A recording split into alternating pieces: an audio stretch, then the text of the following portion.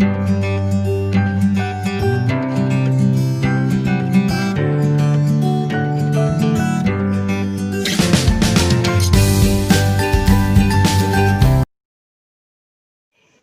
Evening बच्चे, welcome to our YouTube channel मैथोफिलियंस।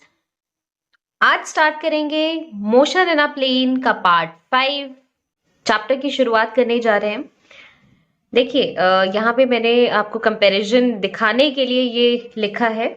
Motion in 2D हमने पढ़ा है। मोशन इन अ प्लेन का मतलब मोशन इन 2D और मोशन इन 1D का मतलब motion in a straight line. Motion in a straight line chapter में हमने पोजीशन के बारे में भी पढ़ा, डिस्प्लेसमेंट के बारे में पढ़ा, velocity, instantaneous velocity, acceleration, instantaneous acceleration, ये सारी चीजें हमने पढ़ी। हम ऑलरेडी जानते हैं किसी ऑब्जेक्ट के पोजीशन को अगर हमें दिखाना है या रिप्रेजेंट करना है तो हम किसी भी पॉइंट एक्स से रिप्रेजेंट कर सकते हैं। डिस्प्लेसमेंट को अगर दिखाना है तो हम फाइनल पोजीशन में से इनिशियल पोजीशन को माइनस करेंगे तो डिस्प्लेसमेंट मिल जाएगा, है ना। वेलोसिटी हमें कैलकुलेट करनी है तो हम क्या करते हैं, डिस्प्लेसमेंट पर यूनिट टाइम। और इंस्टेंटेनियस वेलोसिटी की बात अगर हमें करनी है तो हम डिफरेंशिएशन करेंगे विद रिस्पेक्ट टू टाइम। किसका डिफरेंशिएशन करेंगे, डिस्प्लेसमेंट का जो हमें मिला है, ठीक है। इसी तरह एक्सेलरेशन की वैल्यू हमें चाहिए, या एक्सेलरेशन के बारे में हम जानना चाहते हैं तो हम क्या करेंगे, change in velocity with respect to time calculate कर लेंगे तो एक्सेलरेशन मिल जाएगा। एंड इंस्टेंटेनियस एक्सेलरेशन के लिए हम वेलोसिटी को डिफरेंशिएट करेंगे विद रिस्पेक्ट टू टाइम, क्योंकि इंस्टेंटेनियस वेलोसिटी मतलब किसी एक पर्टिकुलर इंस्टेंट पे क्या वेलोसिटी होगी, है ना। ये तो ऑलरेडी हम पढ़ चुके हैं। अब देखिए सेम वही सारे टर्म्स को हम यहाँ पर भी पढ़ेंगे मोशन इन 2D में। देखिए position, position vector, displacement, displacement vector, velocity, velocity, instantaneous velocity, instantaneous velocity, acceleration, acceleration, instantaneous acceleration, instantaneous acceleration, सारे टर्म्स वही हैं। क्या फर्क है, 2D में बात कर रहे हैं। 2D मतलब यहाँ पर आपके पास x एक्सिस भी होगा और y एक्सिस भी होगा, ये मतलब है इस बात का। अब पोजीशन के बारे में अगर हम बात करेंगे तो हम पोजीशन को r वेक्टर से रिप्रेजेंट करते हैं, ऑलरेडी हम पढ़ चुके हैं वेक्टर अलजेब्रा में। अब यहाँ पे 2D है मतलब हमारा ऑब्जेक्ट जहां पर भी है वो एक प्लेन में है, तो उस पॉइंट की पोजीशन या उस ऑब्जेक्ट की पोजीशन x के रिस्पेक्ट में क्या होगी और y के रिस्पेक्ट में क्या होगी, वो दोनों ही के बारे में हमें पता होना चाहिए। हमें ये इक्वेशन कैसे मिली इसको भी हम आगे देखेंगे, बस एक कंपैरिजन दिखाने के लिए पहले मैंने आपको ये दिखाना सही समझा ताकि आप कंफ्यूज ना हो कि हम कर क्या रहे हैं। जो हमने पहले पढ़ा वही हम बाद में भी पढ़ने जा रहे हैं, बस फर्क ये रहेगा कि हम 2 डायमेंशन में पढ़ेंगे। 2 डायमेंशन मतलब हर जगह देखिए एक्स एक्सिस के रिस्पेक्ट में और वाई एक्सिस के रिस्पेक्ट में आई कैप जे कैप दिख रहा है, यानी कि आपके एक्स की डायरेक्शन आई कैप, वाई की direction J cap, i cap और जे कैप, आई कैप और जे cap, i cap J cap, i cap J cap, देखिए दिख रहा है, हर जगह दिख रहा होगा। यानी हर जगह यहां पर हम सिर्फ एक डायरेक्शन में बात कर रहे थे, यहां पर हम 2 डायरेक्शंस में बात कर रहे हैं, ठीक है। अब कंपेयर करते हैं, देखिए यहाँ पे पोजीशन x था खाली, यहाँ पे x और y दोनों है। यहाँ पे हमारे पास सिर्फ डेल्टा x था डिस्प्लेसमेंट, यहाँ पर डेल्टा x और डेल्टा y दोनों है। यहाँ पर सिर्फ वेलोसिटी था delta x by delta t, यहाँ पर delta x by delta t, delta y by delta t, मतलब vx और vy दोनों है। इसी तरह इंस्टेंटेनियस वेलोसिटी में dx dt था, यहाँ पे dx dt और dy dt दोनों है। यहाँ एक्सेलरेशन में delta v by delta t था, यहाँ पे delta vx delta t, delta vy by delta t दोनों है, यानी कि ax ay दोनों है। इंस्टेंटेनियस एक्सेलरेशन में dv dt था, यहाँ पे dvx dt और dvy dt दोनों ही टर्म्स में हम बात करेंगे, मतलब दोनों ही डायरेक्शंस में हम बात करेंगे। फर्क बस इतना है कि यहाँ पे हम 1 डायमेंशन में बात कर रहे हैं, यहाँ पे हम 2 डायमेंशन में बात कर रहे हैं। आई होप कि ये पॉइंट क्लियर हो गया होगा। अब हम आहिस्ता आहिस्ता ये देख लेते हैं कि पोजीशन वेक्टर की वैल्यू ये कैसे हमें मिली, डिस्प्लेसमेंट वेक्टर कैसे आया, वेलोसिटी कैसे आया, इंस्टेंटेनियस वेलोसिटी किस तरह से हम लिखेंगे। लिखने का तरीका यही होगा, मतलब अब कभी भी क्वेश्चन में आपको अगर वेलोसिटी निकालनी है 2 डायमेंशन में तो आप एक्स एक्सिस के अलोंग भी देखेंगे वेलोसिटी और वाई एक्सिस के अलोंग भी वेलोसिटी देखेंगे, और दोनों को कंबाइन करके आपको फाइनल वेलोसिटी मिलेगी। इसी तरह एक्सेलरेशन अगर निकालना है तो एक्स एक्सिस के अलोंग क्या एक्सेलरेशन है और वाई एक्सिस के अलोंग क्या एक्सेलरेशन है, दोनों को कंबाइन करेंगे तो ही आपको 2D का एक्सेलरेशन पता लगेगा। इसी तरह इंस्टेंटेनियस एक्सेलरेशन चाहिए तो आपको अपने x कंपोनेंट को डिफरेंशिएट करना होगा और y कंपोनेंट को भी डिफरेंशिएट करना होगा और दोनों को कंबाइन करके आपको आपका टोटल इंस्टेंटेनियस एक्सेलरेशन मिलेगा। इसी तरह पोजीशन की भी बात कर सकते हैं कि पोजीशन आप सिर्फ x की तरफ नहीं देखेंगे, आप x और y दोनों में देखेंगे और दोनों को कंबाइन करके आपको टोटल पोजीशन या फाइनल पोजीशन 2D में आपके ऑब्जेक्ट की क्या होगी वो पता लग जाएगा। ठीक है, तो अब देखते हैं, स्टार्ट करते हैं। पोजीशन वेक्टर मान लेते हैं ये x एक्सिस होगा मेरे पास और y एक्सिस होगा। मान लीजिए कोई ऑब्जेक्ट मेरा कहीं इस पॉइंट पे है, पॉइंट P। ठीक है, इस ऑब्जेक्ट की पोजीशन ओरिजिन के रिस्पेक्ट में कहां है, यहां पर है। मतलब किस डायरेक्शन में, इस डायरेक्शन में। मतलब मैं ऐसा कह सकती हूं कितना दूर है, इतना दूर है। किस डायरेक्शन में, इस डायरेक्शन में।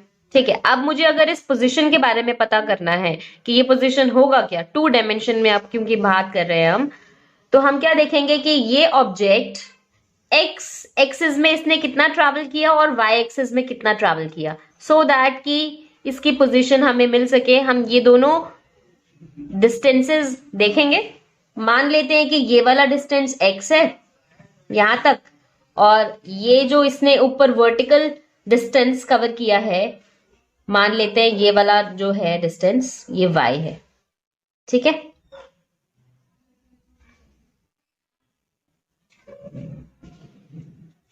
तो यानी कि ये पॉइंट हो गया x, y। अब ये मेरे पास एक वेक्टर है जो क्या कर रहा है, मेरे ऑब्जेक्ट के पोजीशन को रिप्रेजेंट कर रहा है, यानी कि ये एक पोजीशन वेक्टर है। अब इस पोजीशन वेक्टर को मैं रिजॉल्व कर सकती हूं ना। इस पोजीशन वेक्टर के दो कंपोनेंट्स अगर मैं यहां पर देख रही हूं तो मुझे दिखाई देंगे इस तरह से। एक कंपोनेंट x एक्सिस के डायरेक्शन में, एक कंपोनेंट y एक्सिस के डायरेक्शन में। मतलब r का एक कंपोनेंट ये है, r का एक कंपोनेंट ये है। ठीक है, इस एक कंपोनेंट को x i कैप और इस कंपोनेंट को हम बोल सकते हैं y j कैप, क्योंकि y एक्सिस के डायरेक्शन में है। ठीक है, अगर मैं इस पॉइंट को नाम दे देती हूँ पॉइंट A और ये पॉइंट P तो है ही, और ये पॉइंट B, तो क्या मैं ऐसा कह सकती हूँ कि OP वेक्टर यानी ये वेक्टर मुझे कैसे मिलेगा, इन दोनों के सम से। क्योंकि हमने पढ़ा है कि जब भी हम किसी वेक्टर को रिजॉल्व करते हैं जिन कंपोनेंट्स में, तो उन कंपोनेंट्स को जोड़कर वही वेक्टर हमें मिल जाएगा, है ना। यानी मैं कह सकती हूं कि OA vector plus OB vector.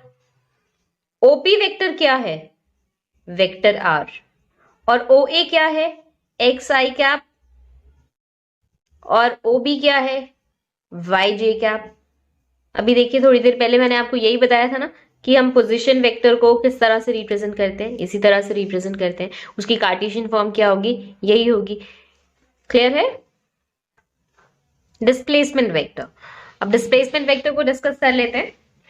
अब जाहिर सी बात है कि हम 2D में ही बात कर रहे हैं, तो 2D में ही बात करेंगे। ये मेरा कार्टेशियन प्लेन इन 2D, ठीक है। एक कर्व्ड पाथ है, ठीक है, ऐसे करके। अब मान लेते हैं कि मेरा ऑब्जेक्ट पहले इस पॉइंट पे था, बाद में यहां इस पॉइंट पे आ गया। पहले पॉइंट P पे था, बाद में P डैश पे आ गया। तो पहले जो P पॉइंट पे मेरा ऑब्जेक्ट था, तो P पॉइंट पे होने की वजह से जो पोजीशन उसको मिलेगी वो क्या मिलेगी, ये थोड़ा सा टेढ़ा हो गया, ये पोजीशन होगी। यानी वेक्टर R मैं इसको अगर अज्यूम करूं तो वेक्टर R, और बाद में P डैश पे पहुंच गया तो ये होगा, इसको R डैश मान लेते हैं इसकी पोजीशन को। मतलब इनिशियल पोजीशन वेक्टर हो गया वेक्टर R और फाइनल पोजीशन वेक्टर हो गया वेक्टर R डैश। ठीक है, अब जो डिस्प्लेसमेंट होगा वो कहां होगा, यही तो हुआ ना। हम देख रहे हैं कि इनिशियल पोजीशन ये है, फाइनल पोजीशन ये है, यानी कि डिस्प्लेसमेंट क्या होगा, यही होगा। ये ग्रीन कलर से मैंने डिस्प्लेसमेंट को रिप्रेजेंट किया है। इनिशियल पोजीशन से फाइनल पोजीशन के बीच का डिस्टेंस, यही होगा डिस्प्लेसमेंट। अब क्योंकि ये वेक्टर होता है डिस्प्लेसमेंट, तो डायरेक्शन पता होना चाहिए डिस्प्लेसमेंट वेक्टर का। मोशन जिस डायरेक्शन में हो रहा है उसी डायरेक्शन में हमारा डिस्प्लेसमेंट होता है, यानी ऐसे। ठीक है, इसको ऐसा मान लेते हैं, ये डेल्टा आर है। ये डिस्प्लेसमेंट वेक्टर को हमने डेल्टा आर मान लिया, वेक्टर डेल्टा आर। अब अगर मैं इस पॉइंट को ओ मार्क करती हूं, तो by using triangular law of vector addition, क्या मैं ऐसा कह सकती हूं, using triangular law of vector addition, क्या मैं ऐसा कह सकती हूं, vector OP plus vector PP dash equal to vector OP dash. हमने पढ़ा है ना triangular law of vector addition में कि अगर हम सेम ऑर्डर में जा रहे हैं तो उसका रिजल्टेंट मुझे कैसे मिलेगा, ऑपोजिट डायरेक्शन में आने पे, ऑपोजिट ऑर्डर में आने पे। ओपी वेक्टर और पीपी डैश एक ही ऑर्डर में है, और ये वाला वेक्टर जो है वो ऑपोजिट ऑर्डर में जा रहा है, इधर तो नहीं आ रहा, ये इधर जा रहा है। तो मैं इसको इस तरह से लिख सकती हूँ डेफिनेटली। अब ओपी, वेक्टर ओपी क्या है, आर, पीपी डैश क्या है, डेल्टा आर, और ओपी डैश क्या है, आर डैश। अब मुझे क्या चाहिए, डेल्टा आर चाहिए। तो क्या मैं इसको ऐसा नहीं लिख सकती, delta vector delta r equal to vector r dash minus vector r, कहा जा सकता है ऐसा। जिस तरह से वेक्टर आर को एक्स आई कैप प्लस वाई जे कैप के फॉर्म में लिखा जा सकता है, इसी तरह वेक्टर आर डैश को क्या हम ऐसा नहीं लिख सकते। अगर मान लेते हैं ये point x dash comma y dash है और ये पॉइंट एक्स कॉमा वाई है, तो आर डैश को क्या हम ऐसा लिख सकते हैं, x dash i cap plus Y dash j cap, और माइनस वेक्टर आर को हम पॉइंट, ये वाला पॉइंट ले रहे हैं, वेक्टर आर को हम कैसा लिख सकते हैं, अगर ये एक्स कॉमा वाई है तो एक्स आई कैप प्लस वाई जे कैप। सिंपल है। अब simple calculation, x dash i cap plus Y dash j cap minus x I cap minus Y J cap. I cap को एक साथ ग्रुपिंग कर देते हैं, इनकी ग्रुपिंग कर देते हैं एक साथ, x dash i cap minus x I cap plus Y dash j cap और माइनस वाई जे कैप। अब इन दोनों में से आई कैप कॉमन लिया जा सकता है, तो एक्स डैश माइनस एक्स आई cap plus Y dash minus Y जे कैप लिखा जा सकता है। X dash minus X, X dash में से एक्स माइनस करेंगे तो डेल्टा एक्स मिलेगा, मतलब फाइनल पोजीशन में से इनिशियल पोजीशन को माइनस करने पे क्या मिलेगा, डेल्टा एक्स आई कैप, और फाइनल पोजीशन और इनिशियल पोजीशन को माइनस करेंगे अगर y की डायरेक्शन में तो हमें क्या मिलेगा, डेल्टा y। यानी कि डेल्टा आर वेक्टर क्या हुआ, डेल्टा एक्स आई कैप प्लस डेल्टा वाई जे कैप। आप चाहें तो यहां लिख सकते हैं where X dash minus X equal to delta X और Y dash minus Y equal to delta Y. ठीक है, इसका मतलब अगर 2 डायमेंशन में मुझे डिस्प्लेसमेंट के बारे में पता करना है तो मैं क्या करूंगी, एक्स एक्सिस के अलोंग क्या डिस्प्लेसमेंट हुआ और वाई एक्सिस के अलोंग क्या डिस्प्लेसमेंट हुआ, वो दोनों कैलकुलेट करके दोनों का सम कर दूंगी और फिर अपना टोटल डिस्प्लेसमेंट बताऊंगी। ठीक है, अब क्योंकि डिस्प्लेसमेंट एक वेक्टर क्वांटिटी होती है तो डिस्प्लेसमेंट के मैग्नीट्यूड के बारे में तो हमें समझ में आ गया, लेकिन इसके डायरेक्शन के बारे में अगर पूछा जाए तो हमेशा याद रखिएगा, direction of displacement vector is always in the direction of motion. Motion जिस डायरेक्शन में हो रहा है उसी डायरेक्शन में आपके डिस्प्लेसमेंट की डायरेक्शन होगी। डिस्प्लेसमेंट होगा कहां ये तो समझ में आता है कि डेफिनेटली फाइनल पोजीशन में से इनिशियल पोजीशन को माइनस जो करेंगे, यानी कि जो टोटल डिस्टेंस होगा वही हमारा डिस्प्लेसमेंट होगा, लेकिन डायरेक्शन किधर होगा, मोशन के डायरेक्शन में। अगर मोशन इधर है तो इधर होगा, अगर मोशन इस तरफ होता तो डिस्प्लेसमेंट का डायरेक्शन इधर होता, इस तरफ, इधर। ठीक है, अब देखते हैं वेलोसिटी वेक्टर। मान लेते हैं कि हमारा ऑब्जेक्ट पहले पॉइंट पी पे था, बाद में वो पी डैश पे आ गया। ठीक है, ये एक कर्व्ड पाथ है। ठीक है, मैं ड्रॉ करती हूँ। ये इस पॉइंट पे था पहले, थोड़ा सा ये टेढ़ा हो गया है, और इसी तरह से ये यहाँ। अब अगर मुझे वेलोसिटी के बारे में बात करनी है तो वेलोसिटी, हम जानते हैं कि वेलोसिटी का मतलब होता है डिस्प्लेसमेंट पर यूनिट टाइम, है ना। तो डिस्प्लेसमेंट तो निकालना पड़ेगा ना, तभी तो हम वेलोसिटी के बारे में बात कर पाएंगे। अब यहां इस केस में डिस्प्लेसमेंट क्या होगा, यही होगा डिस्प्लेसमेंट। ये अभी हमने थोड़ी देर पहले भी देखा है। अगर ये पोजीशन R है, ये पोजीशन R डैश है, ये डिस्प्लेसमेंट डेल्टा R है। ठीक है, तो डिस्प्लेसमेंट क्या होगा, अगर मैं वेलोसिटी के बारे में बात करूं तो velocity equal to displacement that is delta R, और टाइम, उसको अगर यहां पर टाइम t लग रहा है और यहां पर टाइम t डैश लग रहा है, तो टोटल टाइम कितना लगेगा, डेल्टा t। हम यहां पर बोल सकते हैं कि वेयर डेल्टा t का मतलब है टोटल टाइम में से इनिशियली टाइम उसको जितना लग रहा था वो माइनस कर दिया जाए, t डैश माइनस t, तो ये डेल्टा t हो जाएगा। अभी आपको याद होगा हमने r की बात जब की थी पोजीशन वेक्टर की, तो पोजीशन वेक्टर को 2D में हम कैसे रिप्रेजेंट कर रहे थे, एक्स आई कैप प्लस वाई जे कैप। अब डेल्टा r है अगर, तो मैं लिख सकती हूँ इसको डेल्टा एक्स आई कैप प्लस डेल्टा वाई जे कैप, है ना, और डेल्टा t तो है ही भाई। तो क्या इसको ऐसा नहीं लिखा जा सकता, delta x by delta t i cap plus delta y, separate कर दिया, delta y by delta t j cap. Simple है। डेल्टा एक्स का मतलब क्या हुआ, डिस्प्लेसमेंट एक्स के डायरेक्शन में विद रिस्पेक्ट टू टाइम, और डेल्टा वाई का मतलब डिस्प्लेसमेंट हो रहा है लेकिन वाई में, वाई के रिस्पेक्ट में, और विद रिस्पेक्ट टू टाइम। तो यानी कि displacement per unit time, displacement per unit time, लेकिन यहाँ पे एक्स एक्सिस के अलोंग, यहाँ पे वाई एक्सिस के अलोंग, यानी वेलोसिटी है एक तरह से ये, और कहाँ है, एक्स के अलोंग। और इसी तरह यहाँ पे भी हम वेलोसिटी के बारे में बात कर रहे हैं, कहां पर, y के अलोंग, y एक्सिस के अलोंग, है ना।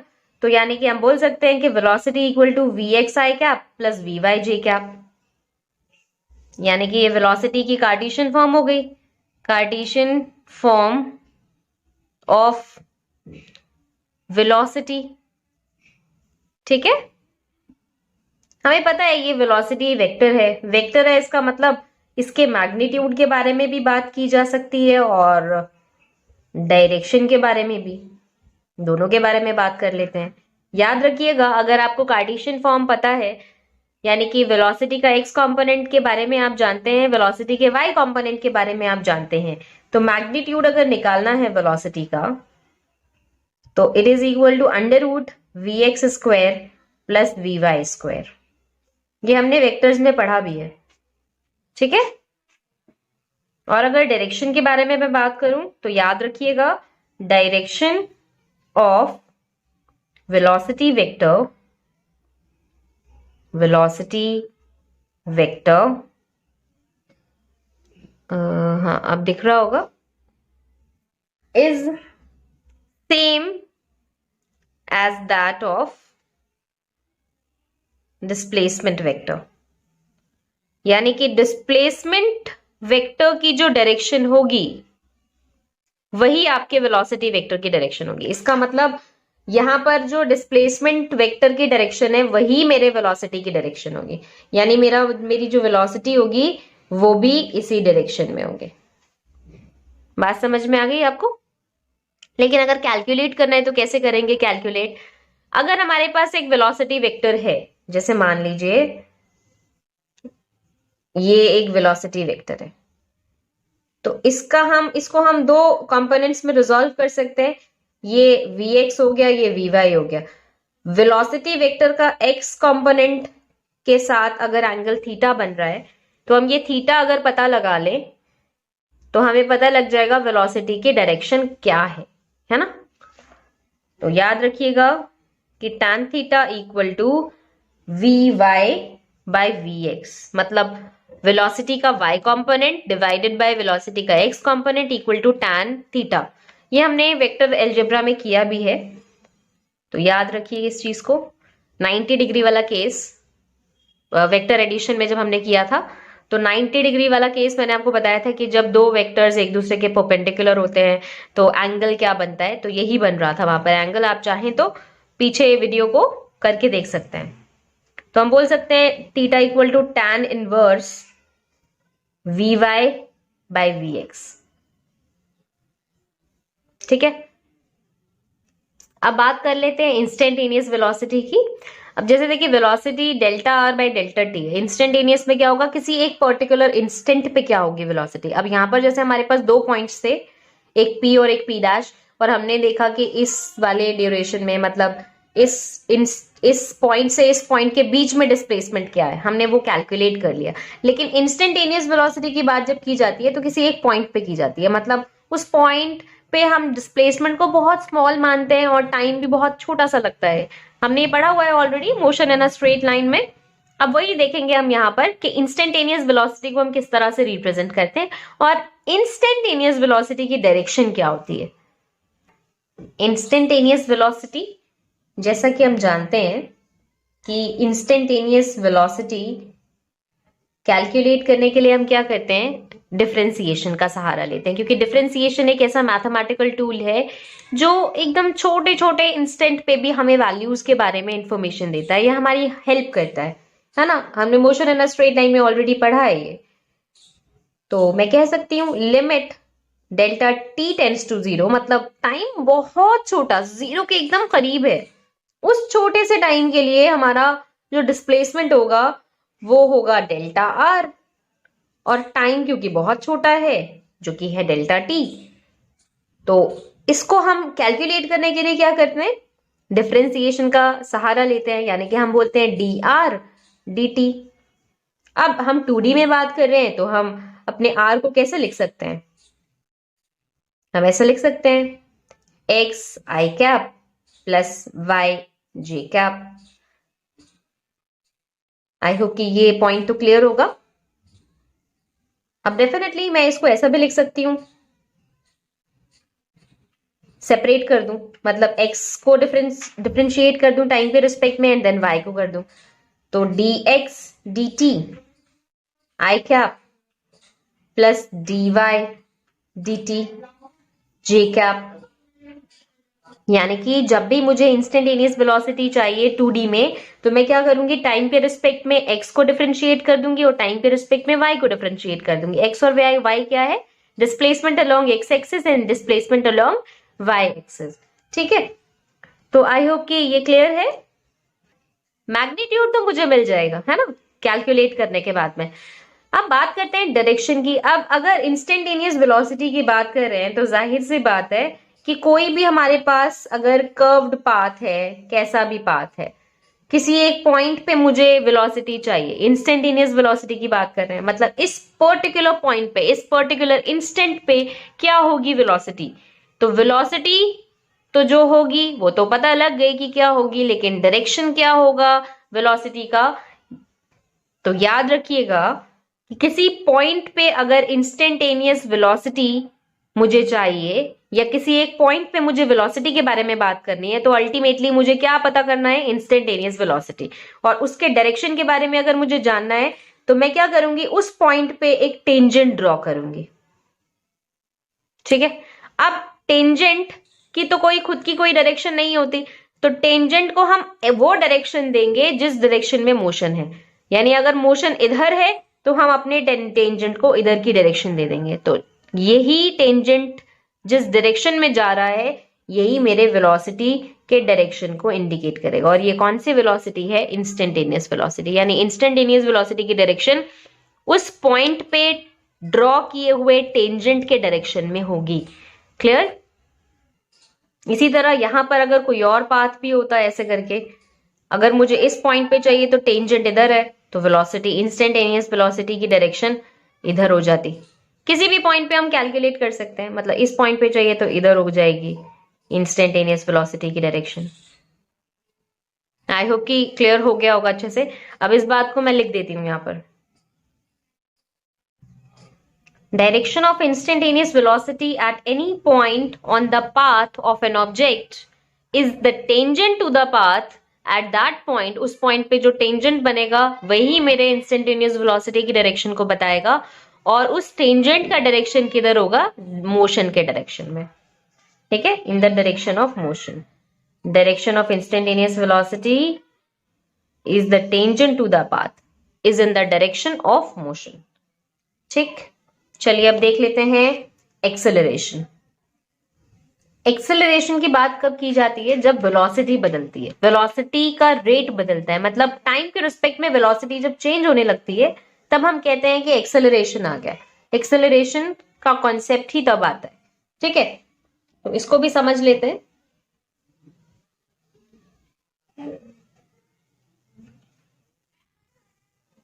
अब मैं इस कर्व पाथ पे दो पॉइंट्स कंसिडर कर रही हूं। एक पॉइंट ये, इस पॉइंट पे अपने वेलोसिटी को देखूंगी कि इस पॉइंट पे मेरी वेलोसिटी क्या है, और फिर दूसरे पॉइंट पे लूंगी। एक पॉइंट मैं ये वाला ले लेती हूँ। ठीक है, इस पॉइंट पे मान लेते हैं कि मेरी वेलोसिटी जो है वो है v। वेलोसिटी का डायरेक्शन किधर होगा? ऐसे करके बनेगा टेंजेंट, तो वेलोसिटी का डायरेक्शन इधर होगा। इस पॉइंट पे वेलोसिटी का डायरेक्शन इसके टेंजेंट के डायरेक्शन में होगा, यानी इधर। मान लेते हैं ये v डैश है। ठीक है, कैलकुलेट करते हैं आप एक्सेलरेशन। कैलकुलेट करने के लिए हम क्या करते हैं? चेंज इन वेलोसिटी,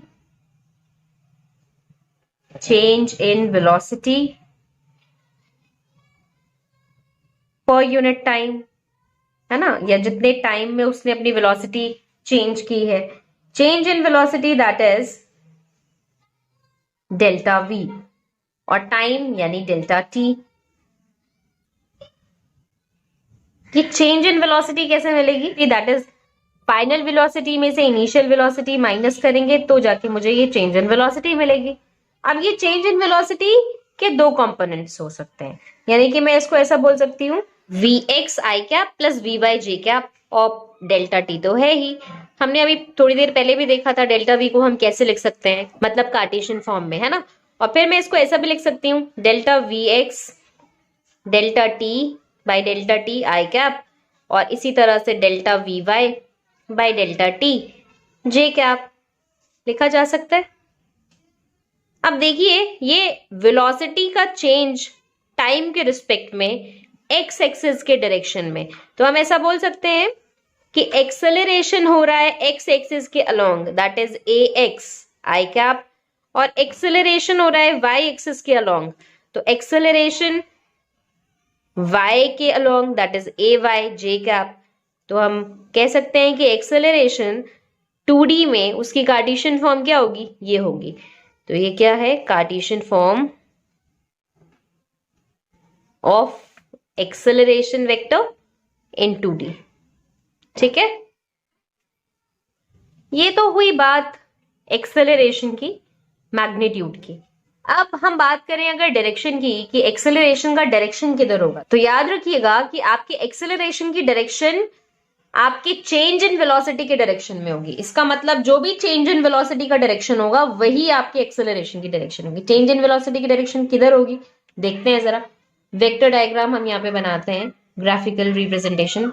इस डेल्टा ये वेक्टर वी को हम यहाँ पे एज इट इज कॉपी करते हैं, वेक्टर वी, और इसको उठाकर यहां पर कॉपी करते हैं, टेल टू टेल ज्वाइन कर देते हैं। ठीक है, ये v को एज इट इज यहाँ पे कॉपी कर दिया और v डैश को एज इट इज कॉपी कर दिया। अब डेल्टा v किधर होगा? v से v की तरफ हमें जाना है, v से v डैश की तरफ हमें जाना है, तो हम क्या करेंगे? ऐसे करके ड्रॉ करेंगे, तो यही मेरा डेल्टा v होगा। तो डेल्टा v की डायरेक्शन किधर है? इधर है, तो यानी कि एक्सेलरेशन की डायरेक्शन भी किधर होगी? इधर ही होगी। क्लियर हो गया? तो याद रखिएगा एक्सेलरेशन की डायरेक्शन कहां होगी? जहां पे आपके चेंज इन वेलोसिटी की डायरेक्शन होगी। तो चेंज इन वेलोसिटी की डायरेक्शन निकालना कोई बहुत मुश्किल काम नहीं है। हम क्या करेंगे, दोनों वेक्टर्स को प्लेस कर देंगे, मतलब अरेंज करेंगे और फिर देखेंगे कि डेल्टा वी किधर है। अब कोई अगर स्टूडेंट ये सोचने लगे कि इधर क्यों नहीं है, उधर क्यों जा रहा है, इधर क्यों नहीं है, तो याद रखिए हमें v से v डैश की तरफ जाना। हमारी इनिशियल वेलोसिटी थी v और फाइनल वेलोसिटी थी v डैश, तो v से v डैश की तरफ हमें जाना है। तो इसलिए ये डायरेक्शन होगी डेल्टा v की, और डेल्टा v की जो डायरेक्शन वही हमारे एक्सेलरेशन की डायरेक्शन। लिख दिया मैंने यहाँ पे, direction of acceleration vector is same as that of the direction of the change in velocity. Change in velocity का जो डायरेक्शन होगा वही हमारे एक्सेलरेशन का डायरेक्शन होगा। अब हमारे पाथ में हम कहीं पे भी किसी भी जगह पर एक्सेलरेशन की डायरेक्शन पता करना चाहते हैं तो हम सबसे पहले क्या देखेंगे कि चेंज इन वेलोसिटी का डायरेक्शन किधर है। ठीक है, अब देख लेते हैं इंस्टेंटेनियस एक्सेलरेशन। इंस्टेंटेनियस एक्सेलरेशन में हम लोग क्या करते हैं कि हम किसी एक इंस्टेंट पे एक्सेलरेशन की वैल्यू को कैलकुलेट करते हैं कि किसी एक पर्टिकुलर इंस्टेंट पे क्या होगा एक्सेलरेशन। मतलब अगर चेंज इन वेलोसिटी की बात की जा रही है कि चेंज इन वेलोसिटी कितना हुआ टाइम के रिस्पेक्ट में, वही होता है एक्सेलरेशन। और इंस्टेंटेनियस एक्सेलरेशन मतलब एक पर्टिकुलर टाइम पे, एक पर्टिकुलर इंस्टेंट पे एक्सेलरेशन क्या होगा, कितना एकदम माइन्यूट सा जो चेंज आया है वेलोसिटी में वो कितना होगा, वो कैलकुलेट करने के लिए हम इंस्टेंटेनियस एक्सेलरेशन की वैल्यू को कैलकुलेट करते हैं। हम लोग ऑलरेडी पढ़ चुके हैं motion in a straight line में कि इंस्टेंटेनियस एक्सेलरेशन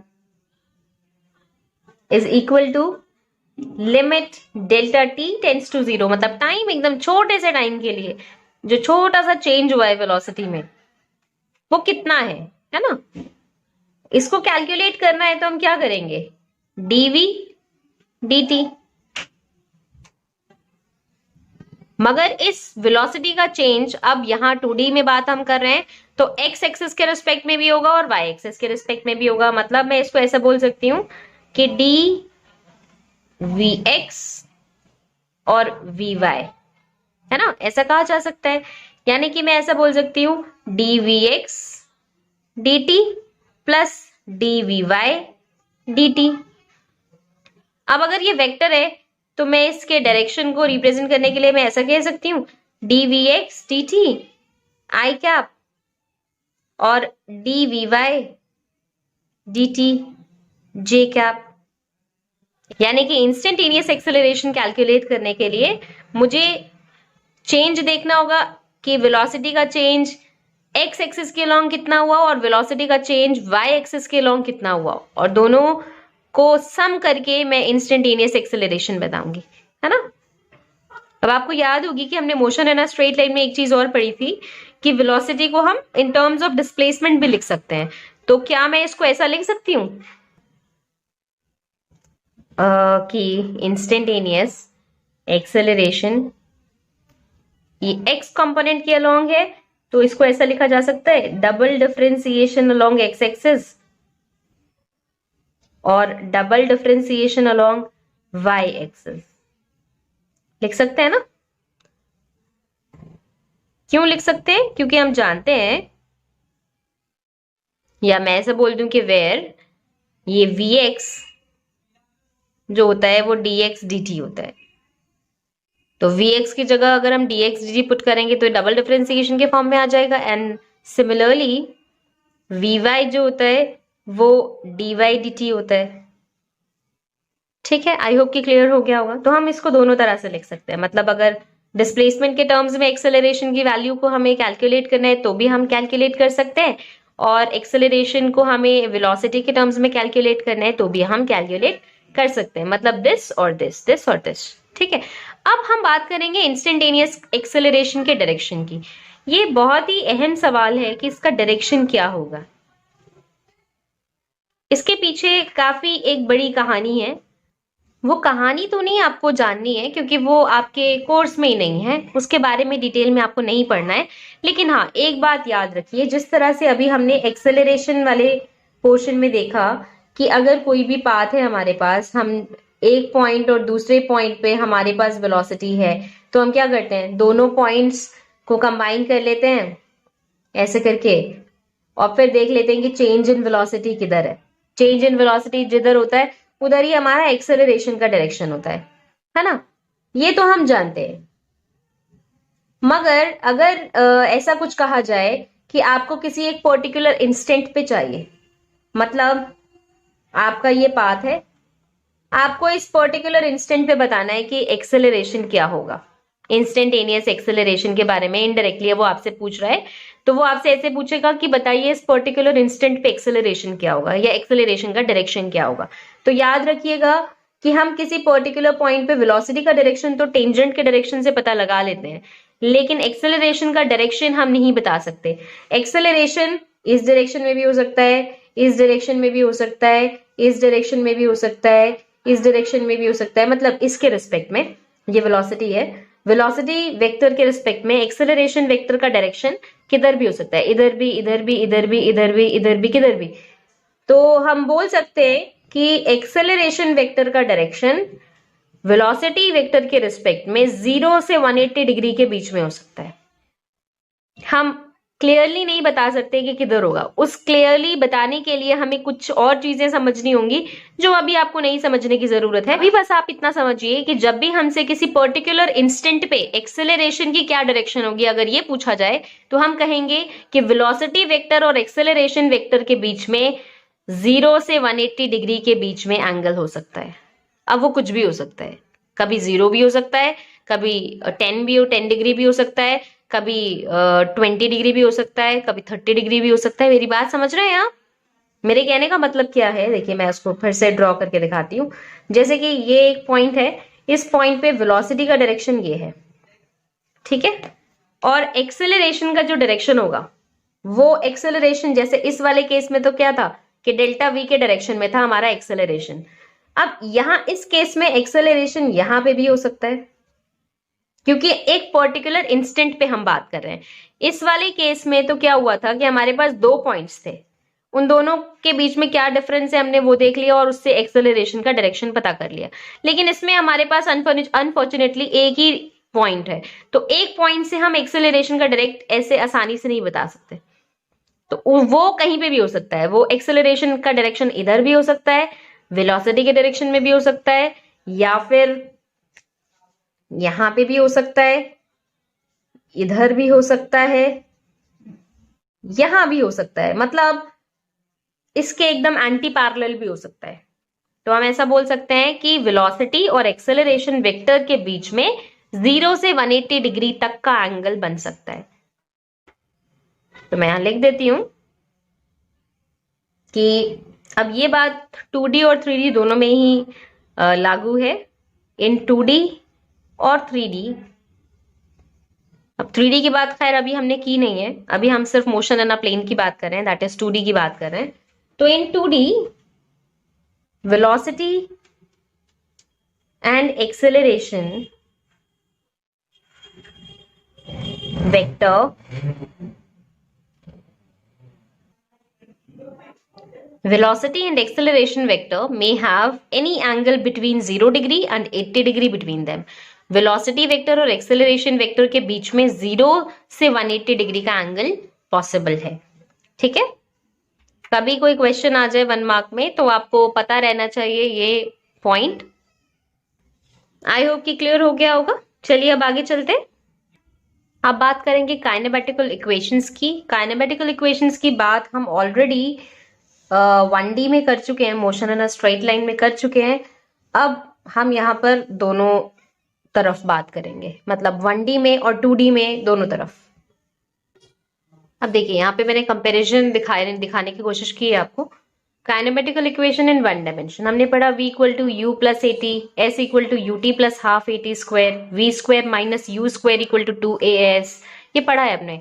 अब 2D में जब हम बात करेंगे तो सेम वही इक्वेशन होगी। देखिए v की जगह बस वी एक्स आई कैप प्लस वी वाई जे कैप है, u की जगह u x I cap plus you Y J cap, मतलब v की बात करें या u की बात करें या एक्सेलरेशन की बात करें, तीनों ही फिजिकल क्वांटिटीज की बात हम दोनों डायरेक्शंस में करेंगे, मतलब x के डायरेक्शन में भी, x के अलोंग भी और y के अलोंग भी। देख पा रहे हैं आप? इसी तरह एक्सेलरेशन है A x I cap plus A Y J cap into T. Similarly s यानी कि डिस्प्लेसमेंट, डिस्प्लेसमेंट के लिए हम क्या करते हैं, एक्स आई कैप प्लस वाई जे कैप, यानी कि जो पोजीशन है डिस्प्लेसमेंट, ठीक है।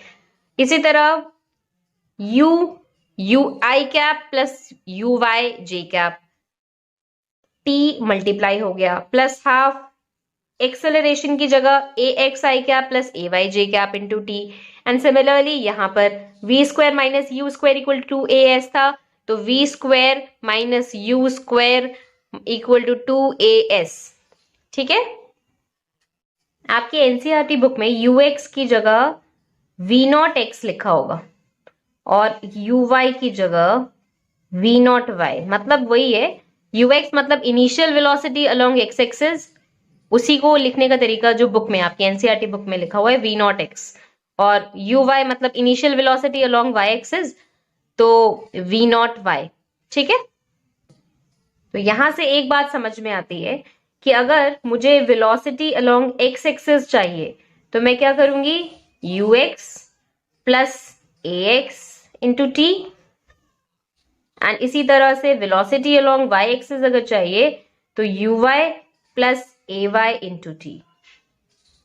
आई होप कि क्लियर हो गया होगा ये कॉन्सेप्ट। इसी तरह से यहां पर अगर मुझे डिस्प्लेसमेंट के बारे में बात करनी है अलोंग एक्स एक्सिस, कह सकती हूं you x I cap plus half A x T, यहां पे स्क्वायर नहीं लगाया मैंने, सो सॉरी, स्क्वायर। ठीक है, और यहां पे भी टी नहीं लगाया, सॉरी। एंड इसी तरह y के अलोंग अगर मुझे चाहिए डिस्प्लेसमेंट तो मैं क्या करूंगी, u y i y sorry u Y j into t plus half a y t square.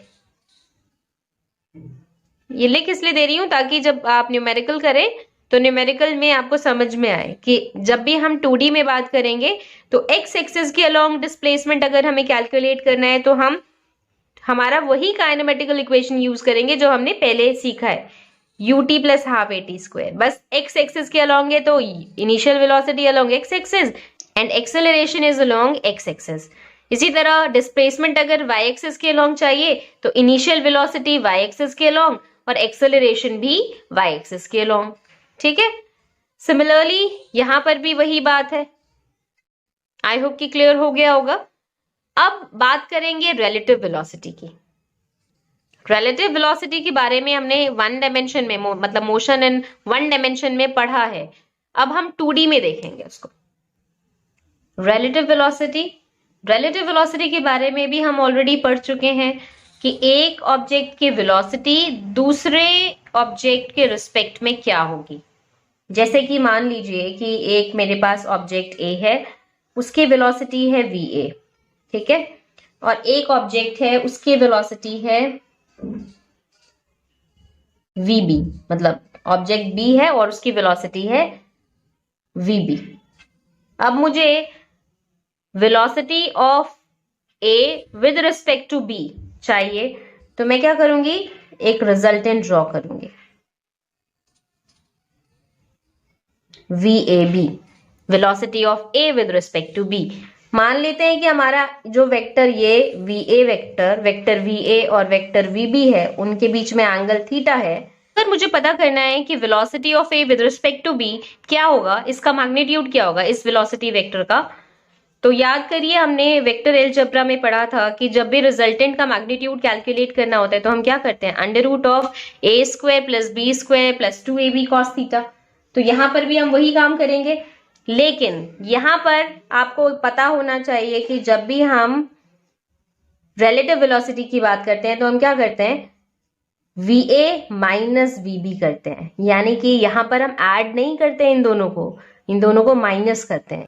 मतलब कि यहां पर वेक्टर एडिशन हो रहा है मगर एक माइनस के साथ, यानी कि यहां पर VA plus of minus VB है। और ये ऐसा कुछ मैंने आपको वेक्टर अलजेब्रा में भी बताया था। Vector A minus vector B के बारे में जब आपसे पूछा जाए कि उसका मैग्नीट्यूड क्या होगा तो आपका फॉर्मूला क्या होता था, नॉर्मली रिजल्टेंट का फॉर्मूला क्या होता था, रिजल्टेंट के मैग्नीट्यूड का under root of A square plus B square minus 2AB cos theta. याद आया कुछ? तो वही हम यहाँ पे यूज करेंगे।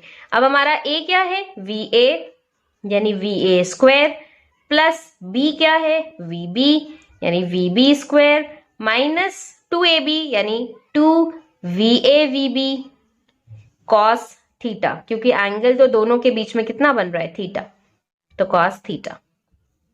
आई होप कि क्लियर हो गया होगा। इसी तरह से अगर मुझे इस अल्फा के बारे में पता करना है तो हम ये भी जानते हैं कि किस तरह से कैलकुलेट करते हैं, यानी कि मैं tan अल्फा इक्वल टू कह सकती हूं VB sine theta divided by VA minus VB cos theta. ये भी वही माइनस वाला कॉन्सेप्ट है, वेक्टर एलजेब्रा वाला पार्ट याद करिए, हमने पढ़ा था ये। आप चाहें तो वीडियो को पीछे बैक लेके जाके फिर देख सकते हैं। इस तरह से हमने वहां पे tan अल्फा की वैल्यू कैलकुलेट की थी, b sign theta bye a minus b cos theta. वही वाला फॉर्मूला अप्लाई हो गया यहाँ पर, बस b की जगह vb, a की जगह va यूज हुआ है। ठीक है, ये रिकॉल कराने के लिए मैंने यहाँ पे लिखा है। आई होप कि क्लियर हो गया होगा। ये सारी बातें जो भी हमने अभी की मोशन इन अ प्लेन में, चाहे पोजीशन वेक्टर की बात हो या velocity vector, displacement, acceleration, relative velocity, kinematical equation, मतलब जितना कुछ हमने पढ़ा वो हम already motion in a straight line में पढ़ चुके हैं। इसमें हमने क्या नया पढ़ा, बस हम 2D में बात कर रहे थे, मतलब उसके दो दो कंपोनेंट्स थे। वहां पर motion in a straight line में हम किसी कंपोनेंट के बारे में नहीं बात कर रहे थे, डायरेक्ट जो भी बात कर रहे थे डायरेक्ट, है ना। यहां पर हम दो कंपोनेंट्स के बारे में बात कर रहे थे। अब हमारा जो स्टार्ट होने जा रहा है टॉपिक वो है प्रोजेक्टाइल मोशन, और बहुत इंपॉर्टेंट टॉपिक है एग्जाम में, उससे एक क्वेश्चन तो जरूर आता है, डेरिवेशन के लिहाज से भी और न्यूमेरिकल के लिहाज से भी, तो बहुत इंपॉर्टेंट है, बहुत ध्यान से देखिएगा और समझिएगा। तो स्टार्ट करते हैं। प्रोजेक्टाइल मोशन, प्रोजेक्टाइल मोशन मतलब प्रोजेक्टाइल का मोशन। प्रोजेक्टाइल किसको कहा जाता है, एक ऐसी बॉडी को प्रोजेक्टाइल कहते हैं जिसको इनिशियली हम थ्रो करें हॉरिजॉन्टल वेलोसिटी के साथ, और बाद में ग्रेविटी की वजह से वो बॉडी 2D मोशन में आ जाए, तो उस ऑब्जेक्ट को, उस बॉडी को हम कहते हैं प्रोजेक्टाइल, और उसके मोशन को कहते हैं projectile motion. That is motion of a body thrown with some initial horizontal velocity and then allowed to move in 2 dimension under the action of gravity alone. सिर्फ और सिर्फ ग्रेविटी की वजह से ही हमारा ऑब्जेक्ट या प्रोजेक्टाइल 2D मोशन में आ जाता है बाद में, तो ऐसे मोशन को हम कहते हैं प्रोजेक्टाइल मोशन। ठीक है, हमारा प्रोजेक्टाइल जो पाथ फॉलो करता है उसको हम कहते हैं ट्रैजेक्टरी। मैं ये बात लिख देती हूं, the path followed by projectile is called its trajectory। ठीक है, जो पाथ हमारा फॉलो करता है हमारा प्रोजेक्टाइल, प्रोजेक्टाइल मतलब जो बॉडी, जिस बॉडी के बारे में हम बात कर रहे हैं, जो मोशन में है, ये वाली बॉडी, उसको कहते हैं प्रोजेक्टाइल। तो वो प्रोजेक्टाइल जो पाथ फॉलो करता है मोशन के दौरान, उस पाथ को कहते हैं ट्रैजेक्टरी, उसकी ट्रैजेक्टरी। ठीक है, ये प्रोजेक्टाइल मोशन दो तरह से हो सकता है, मैं आपको समझाती हूं। जो पहला टाइप है इसका, मतलब जिस तरह से प्रोजेक्टाइल मोशन हो सकता है, वो है हॉरिजॉन्टल प्रोजेक्शन। कैसे होगा अभी बताती हूं मैं आपको, हॉरिजॉन्टल प्रोजेक्शन। और सेकंड है एंगुलर प्रोजेक्शन। बहुत इंपॉर्टेंट टॉपिक है ये, बहुत इंपॉर्टेंट है।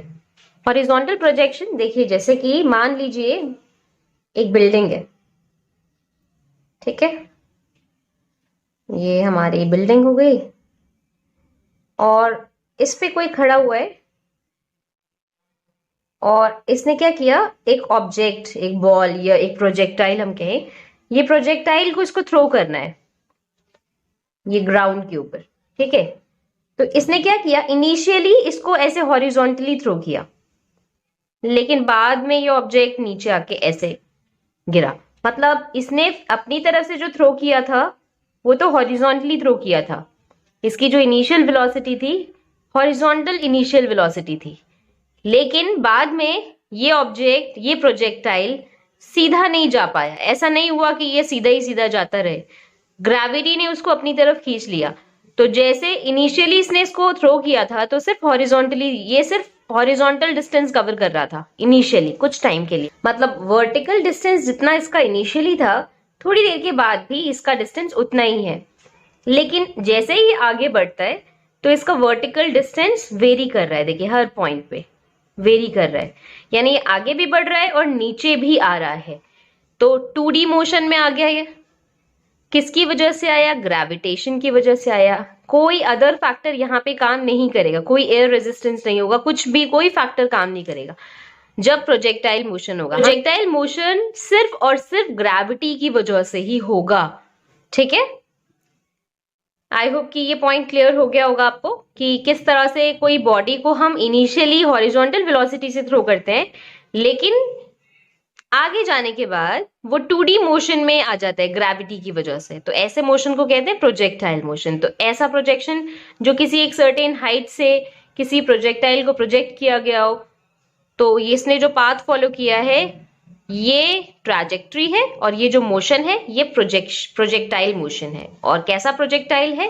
Horizontal projectile. ठीक है, इसी तरह से एंगुलर प्रोजेक्शन।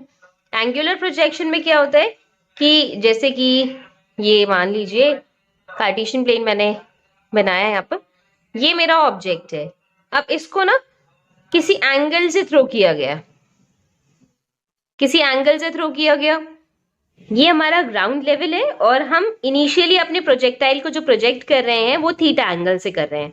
ठीक है, तो ऐसे प्रोजेक्शन को कहते हैं एंगुलर प्रोजेक्शन। किसी एंगल से हो रहा है प्रोजेक्शन, और जो ये पाथ फॉलो कर रहा है ये हमारा प्रोजेक्टाइल, इसको कहेंगे ट्रैजेक्टरी। और ये ट्रैजेक्टरी कैसी होती है? ये ट्रैजेक्टरी पैराबोलिक होती है।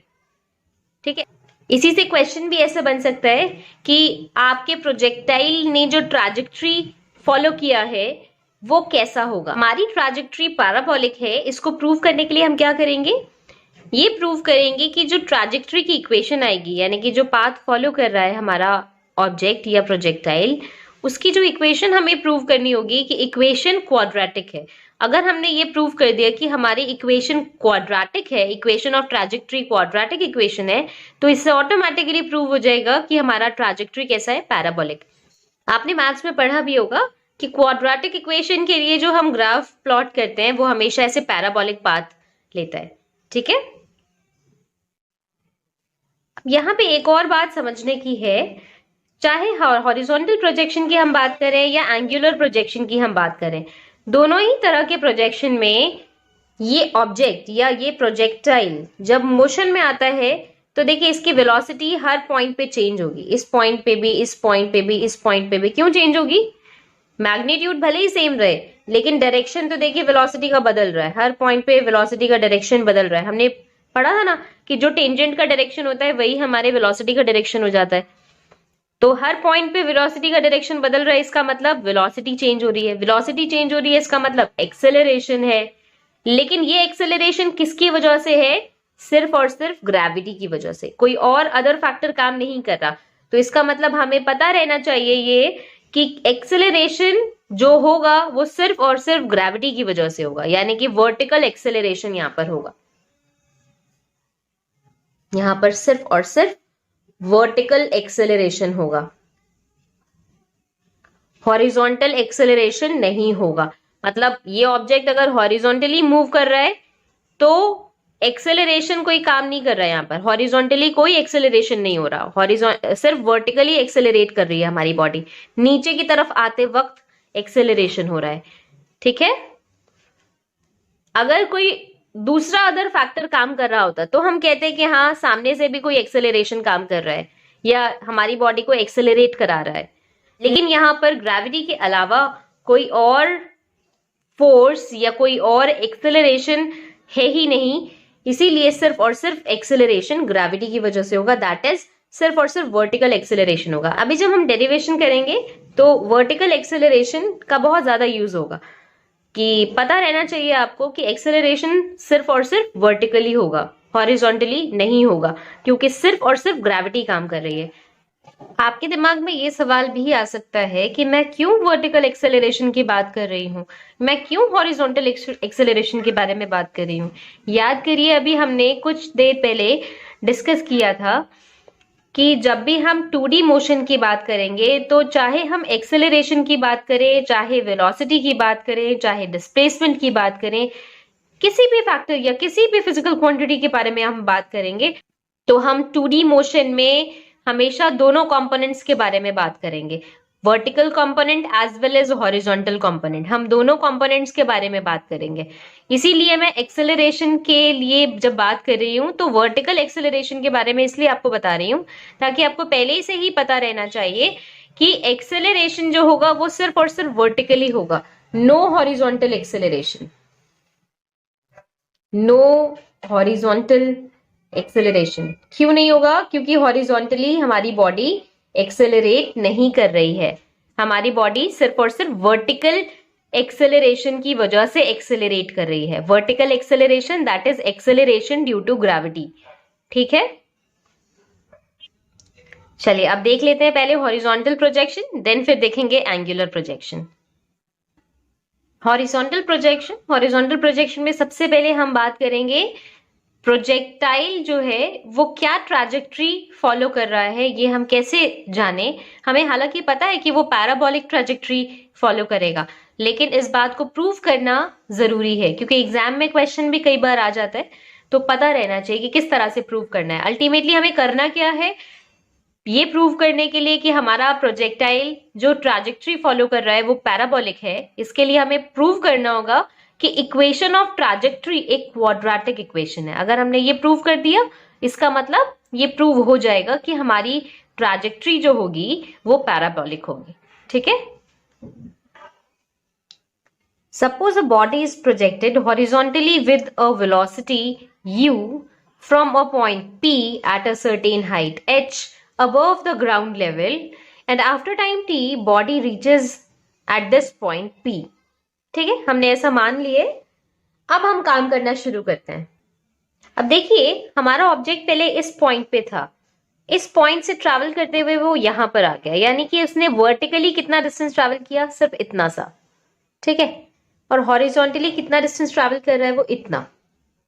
पहले यहां था, अब वो यहां पहुंच गया है, यानी अल्टीमेटली इतना डिस्टेंस हॉरिजॉन्टली उसने ट्रैवल किया है। ये बात समझ में आई आपको? यहाँ पे मैं ड्रॉ करती हूँ, ये इतना डिस्टेंस उसका हॉरिजॉन्टल जो कि x है, और वर्टिकली उसने इतना डिस्टेंस ट्रैवल किया है, ये वाला डिस्टेंस। ये जो डिस्टेंस है मान लीजिए ये है y। ठीक है, अब अगर हम चाहें कि हॉरिजॉन्टल डिस्टेंस पता लग जाए हमें कि कितना हॉरिजॉन्टल डिस्टेंस उसने ट्रैवल किया है, जो कि ये x है, हम जानते हैं ऑटोमेटिकली एक काइनेमेटिकल इक्वेशन है हमारे पास, s equal to u t plus half a t square.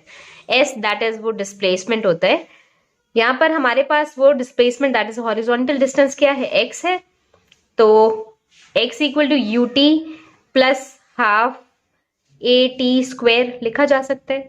अब देखिए, हम हॉरिजॉन्टली बात कर रहे हैं, हम सिर्फ हॉरिजॉन्टल कंपोनेंट के बारे में यानी कि बात करेंगे, यानी u में भी हम हॉरिजॉन्टल कंपोनेंट की बात करेंगे, एक्सेलरेशन में भी सिर्फ हम हॉरिजॉन्टल कंपोनेंट की बात करेंगे। देखते हैं u का इनिशियल वेलोसिटी का x कंपोनेंट, अब x कंपोनेंट ही है इसके पास, y तो है ही नहीं, इनिशियली इसके पास सिर्फ और सिर्फ x है ना, तो ये ux का मतलब u ही है, y तो क्योंकि है ही नहीं, t कितना है, टाइम t ही है, plus half acceleration x axis के अलोंग। एक्सेलरेशन क्या एक्स एक्सिस के अलोंग होता है प्रोजेक्टाइल मोशन में? नहीं होता है, मैंने अभी आपको थोड़ी देर पहले बताया था। तो एक्सेलरेशन अलोंग एक्स एक्सिस 0 होगा, दैट इज 0 टी स्क्वायर, तो x equal to u t हो गया सिर्फ। तो क्या मैं ऐसा कह सकती हूँ t equal to x divided by u, equation number 1। ठीक है, अब इसी तरह जिस तरह हमने हॉरिजॉन्टल डिस्टेंस की बात की, इसी तरह मैं वर्टिकल डिस्टेंस की अगर बात करूं तो क्या होगा, सेम यही हम अप्लाई कर सकते हैं। वर्टिकल डिस्टेंस दैट इज ये y, तो y equal to ut plus half a t square. अब यहाँ पर वर्टिकल डिस्टेंस की हम बात कर रहे हैं तो वर्टिकल कंपोनेंट की बात करेंगे यानी यू वाई और ए वाई। ठीक है, तो y equal to u y. Initial velocity का y कंपोनेंट क्या है, कुछ उसके पास देखिए, ये हॉरिजॉन्टली थ्रो किया गया था, किसी एंगल से नहीं थ्रो किया था, इसको हॉरिजॉन्टली थ्रो किया था। तो इस बेचारे u के पास सिर्फ और सिर्फ हॉरिजॉन्टल कंपोनेंट ही होगा, वर्टिकल कंपोनेंट तो होगा ही नहीं, क्योंकि वर्टिकली तो थ्रो ही नहीं किया, इसको हॉरिजॉन्टली ही थ्रो किया है। ठीक है, तो वर्टिकल कंपोनेंट इनिशियल वेलोसिटी का इस केस में हॉरिजॉन्टल प्रोजेक्शन में 0 होगा, 0 into t plus half acceleration y component में। अब नीचे की तरफ आ रहा है ऑब्जेक्ट, यानी कि एक्सेलरेशन ड्यू टू ग्रेविटी कितना होगा, प्लस जी टी स्क्वायर। तो y equal to half g t square. t की वैल्यू क्या है, x बाई यू स्क्वायर, ऐसा कह सकते हैं हम। यहां पे आप चाहें तो लिख ले बाय इक्वेशन 1। अब क्या इसको ऐसा कहा जा सकता है, half g x square by u square. एक सेकेंड, क्या मैं इसको ऐसा नहीं कह सकती, y equal to k x square where k equal to half या g by 2 u square. g by 2 u square की वैल्यू मैंने k अज्यूम कर ली है, तो क्या मैं इसको ऐसे कह सकती हूँ के एक्स स्क्वायर, बिल्कुल कह सकती हूँ। तो देखिए y की वैल्यू हमें क्या मिली, एक क्वाड्रेटिक इक्वेशन मिल गई, यानी कि हॉरिजॉन्टल डिस्टेंस की जो इक्वेशन है वो क्या है, एक क्वाड्रेटिक इक्वेशन है के एक्स स्क्वायर। तो क्वाड्रेटिक इक्वेशन है, इसका क्या मतलब हुआ, इसका मतलब हुआ कि ट्रैजेक्टरी एक पैराबोलिक पाथ फॉलो कर रही है। तो हम यहां पर लिख सकते हैं, अब यहां तो जगह नहीं बची, मैं यहां पे लिख रही हूं, as y is a quadratic equation of x, so the trajectory of the projectile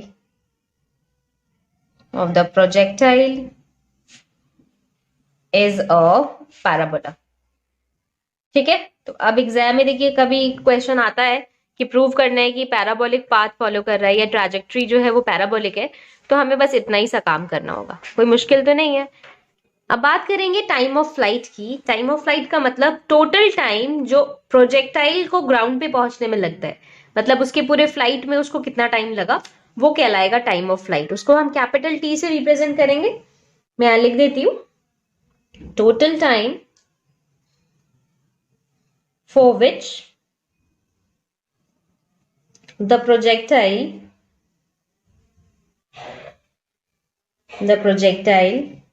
remains in its flight। ठीक है, अभी कैलकुलेट करते हैं। हम लोग जानते हैं कि s equal to u t plus half a t square होता है, एज वी नो। अब देखिए हम कौन से कंपोनेंट के बारे में बात कर रहे हैं, सोचिए जरा। टाइम ऑफ फ्लाइट, उसको ऊपर से नीचे आने में, यानी हम कौन से पार्ट में इंटरेस्टेड है, वर्टिकल कंपोनेंट में इंटरेस्टेड है। हम उसके आगे जाने में इंटरेस्टेड नहीं है, हम ऊपर से नीचे आने में इंटरेस्टेड हैं कि ये हमारा प्रोजेक्टाइल ऊपर से नीचे आने में कितना टाइम लगा रहा है, यानी हम वर्टिकली जानना चाहते हैं। तो यू वाई और ए वाई, और इसका वर्टिकल डिस्प्लेसमेंट कितना है, h। तो h equal to initial velocity या इनिशियल स्पीड का y कंपोनेंट क्या कुछ होगा, नहीं होगा, अभी हमने थोड़ी देर पहले देखा था।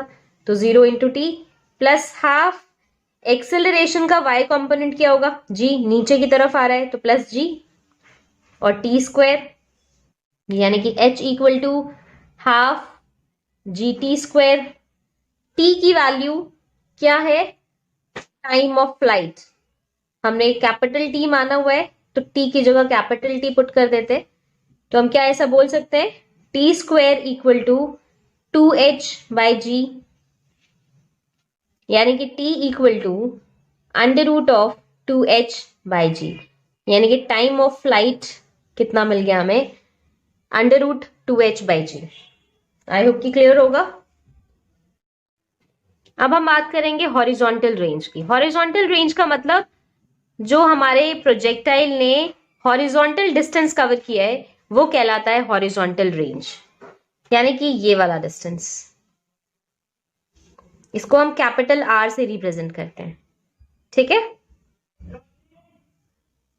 मैं यहां पे लिख देती हूं, इट इज द, या horizontal range is the horizontal distance covered by the projectile during its time of flight, ठीक है, its time of flight।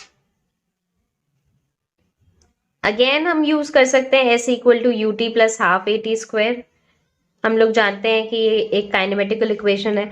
अब देखिए हम कौन से पार्ट में इंटरेस्टेड है, हम ये जानना चाहते हैं कि ये ऑब्जेक्ट ने टोटल कितना डिस्टेंस ट्रैवल किया है हॉरिजॉन्टली, यानी कि हम हॉरिजॉन्टल कंपोनेंट में इंटरेस्टेड हैं। तो ux और ax और ये s हॉरिजॉन्टल डिस्टेंस कितना होगा, हॉरिजॉन्टल रेंज के जितना, यानी कैपिटल R। और ux का मतलब क्या है, इनिशियल वेलोसिटी का x कंपोनेंट जो कि क्या है, u है। और t मतलब time of flight plus half acceleration का x कंपोनेंट क्या कुछ होता है, नहीं, 0 होता है। हमने डिस्कस किया था, यहाँ पे t की जगह कैपिटल T पुट कर दीजिए, ठीक है। तो r equal to u t हुआ और ये तो हो गया 0, तो कह सकती हूं r इक्वल टू यू और t की वैल्यू क्या है, देखिए under root 2h/g, under root 2h/g, यानी मैं कह सकती हूं r equal to u under root 2h/g, ठीक है। तो ये हॉरिजॉन्टल रेंज हो गया। अब बात करेंगे velocity of a projectile at any instant. जैसे ये P पॉइंट पे पहुंच गया हमारा प्रोजेक्टाइल, तो इस P पॉइंट पे क्या वेलोसिटी होगी हमारे प्रोजेक्टाइल की। अब डेफिनेटली वेलोसिटी तो बदलेगी, डायरेक्शन ये होगा वेलोसिटी का। इसका हॉरिजॉन्टल कंपोनेंट यहां कहीं होगा और वर्टिकल कंपोनेंट यहां कहीं होगा। ये होगा Vx और ये होगा Vy। वेलोसिटी और इसके हॉरिजॉन्टल कंपोनेंट के बीच में मान लेते हैं कि एंगल बन रहा है अल्फा, ठीक है। और अगर मुझे ये वेलोसिटी के बारे में पता लगाना है कि वेलोसिटी कितनी है, तो डेफिनेटली हमने अभी सीखा था थोड़ी देर पहले कि जब भी हम 2D में किसी वेलोसिटी को कैलकुलेट करने की कोशिश करते हैं तो हमें उसका x कंपोनेंट पता होना चाहिए, y कंपोनेंट पता होना चाहिए। और वेलोसिटी का मैग्नीट्यूड क्या होगा, under root of vx square plus vy square, ये हमने सीखा है। तो लेकिन उसके लिए पहले हम vx और vy कैलकुलेट कर ले, तो कर लेते हैं कैलकुलेट। तो horizontal component of velocity, velocity का horizontal component that is vx। अब हम लोग जानते हैं कि काइनेमेटिकल इक्वेशन होती है हमारे पास vx equal to v equal to u plus at, है ना। तो vx की बात कर रहे हैं that is ux plus ax into t। अब ux क्या होगा, इनिशियल कंपोनेंट, इनिशियल वेलोसिटी का x कंपोनेंट u ही है, और ax तो कुछ नहीं होगा, x कंपोनेंट क्योंकि एक्सेलरेशन का 0 होता है, 0 multiplied by t that is u, ठीक है। इसी तरह से हम बात करें अगर vertical component of velocity, vertical component of velocity that is vy, तो सेम वही formula u plus at, but y component की बात करें that is uy plus ay into t। Initial velocity का y कंपोनेंट है क्या कुछ, नहीं, 0, प्लस एक्सेलरेशन का y कंपोनेंट बिल्कुल है, g है, और t कितना है, टाइम t, स्मॉल t, है ना, दैट इज gt। तो हमारी resultant velocity that is v equal to क्या होगा, under root vx square plus vy square. अब वीएक्स स्क्वायर, वीएक्स की वैल्यू हम कैलकुलेट कर चुके हैं, वो क्या है u, that is u square, plus v y square, v y की वैल्यू क्या है जी टी, तो वी वाई स्क्वायर की वैल्यू क्या हो जाएगी जी स्क्वायर टी स्क्वायर, तो v की वैल्यू हमें पता लग गई।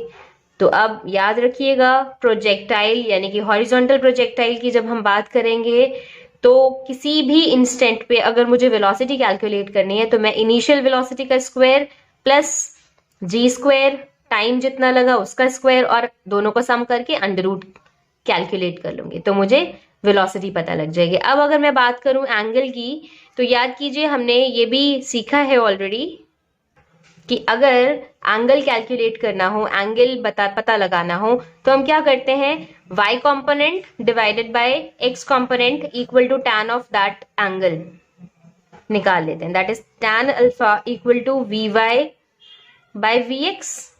वी वाई क्या है gt और वी एक्स क्या है u, तो हम कह सकते हैं alpha equal to tan inverse of gt by u। तो इस तरह से हमें ये वैल्यू भी पता लग गई। आई होप कि क्लियर हो गया होगा अच्छे से। तो हॉरिजॉन्टल प्रोजेक्शन में जो टर्म्स थी वो यही थी। अब हम बात करेंगे एंगुलर प्रोजेक्शन की। एंगुलर प्रोजेक्शन में भी हम बात वहीं से शुरू करेंगे कि ट्रैजेक्टरी जो होगा प्रोजेक्टाइल का वो कैसा होगा, पैराबोलिक होगा डेफिनेटली, चाहे प्रोजेक्शन एंगुलर हो या हॉरिजॉन्टल हो। लेकिन इसको प्रूव कैसे करेंगे देख लेते हैं।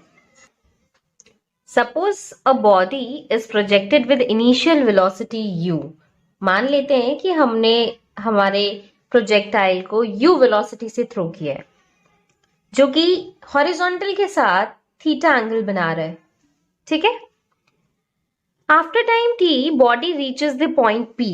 हमने ऐसा अज्यूम कर लिया कि t टाइम के बाद बॉडी हमारी p पॉइंट पे पहुंच गई, और ये जो डिस्टेंस उसने हॉरिजॉन्टल जो डिस्टेंस कवर किया वो x और जो वर्टिकल डिस्टेंस कवर किया वो है y, ठीक है। अब हमें ये प्रूव करना है कि हमारे प्रोजेक्टाइल ने जो ट्रैजेक्टरी यानी कि जो पाथ फॉलो किया है वो एक पैराबोलिक पाथ है। तो हमें इनडायरेक्टली क्या प्रूव करना होगा कि इक्वेशन ऑफ ट्रैजेक्टरी जो है वो एक क्वाड्रेटिक इक्वेशन है। तो शुरू करते हैं।